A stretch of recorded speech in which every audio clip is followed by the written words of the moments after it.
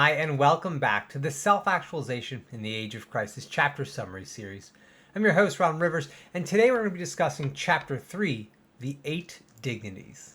So the 8 Dignities represent the manifestation of our spiritual project, the binding of the individual and system as a single self through the development of systems that support our individual access and agency. Now, throughout these videos, you've really kind of heard me use the language of access and agency, but I think it's really important as we talk about systemic actualization in the context of the 8 dignities to actually define those.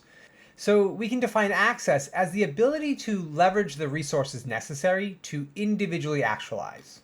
Agency is our ability to direct our divinity in the moment, unimpeded by the systems or people that surround us in a given moment. The 8 dignities are a framework for reimagining the human experience in alignment with the single truth and the relational universe, and through a method that really reinforces our core values through our daily interactions, both with our systems and the other.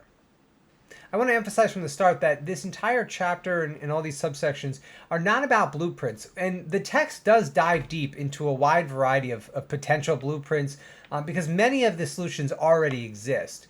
What we're going to focus on is the larger frameworks and why those frameworks are really important to most fully develop a capable individual, right? To develop a self-actualizer who is capable of transcending the crisis both individually and as a group. The 8 dignities are food and water, housing, healthcare, education, communication, transportation, information, and energy. Together, they empower a form of life that is unburdened by death.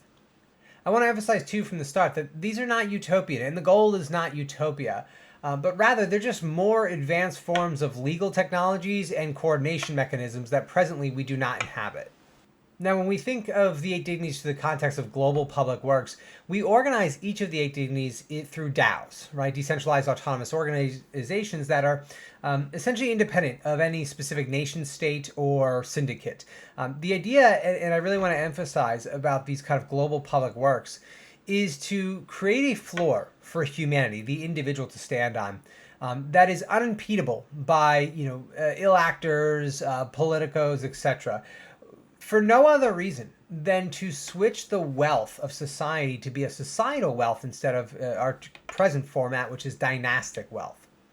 So I think from the start we have to kind of recognize and just keep in context when we think about these things that systemic actualization creates an immense tension between our transformational potential and really what we need to do to overcome the age of crisis and the maintenance of the existing order. The single truth and relational universe empower the individual with a much greater context and sense of being, but at the same time demand a greater responsibility for the other. Now, with that said, and as we've discussed at length through a wide variety of these summary chapters, the pluralistic kind of collectivism that systemic actualization and really self-actualization in the age of crisis moves forward, progresses, stands in direct conflict with many of the existing frameworks of meaning and value supported by the Dominion philosophies, the salvation religion. So the self-actualizer rejects any legal, economic, spiritual, and social frameworks that prioritize birth lottery as the primary determiner of individual access and agency. Specifically, we want to get away from philosophies that put individual power and preservation above the dignity of others.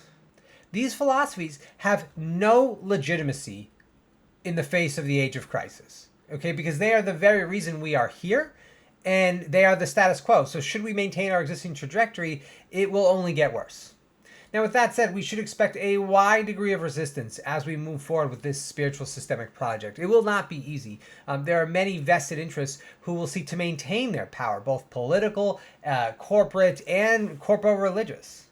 So as we kind of dive through these chapters, just keep in mind, ultimately what the 8 dignities represent is a suite of systemic rights, systemic protections that free the individual from the constraints of birth lottery and a past that we had no say in choosing.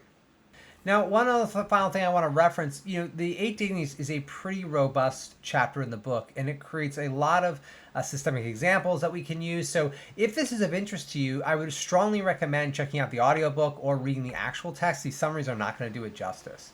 So with that in mind, when we kind of evaluate the 8 dignities, keep in mind that these are ultimately a spiritual project to free the individual, to free them from the constraints of birth lottery and free them from the binds of a past that they had no say in choosing.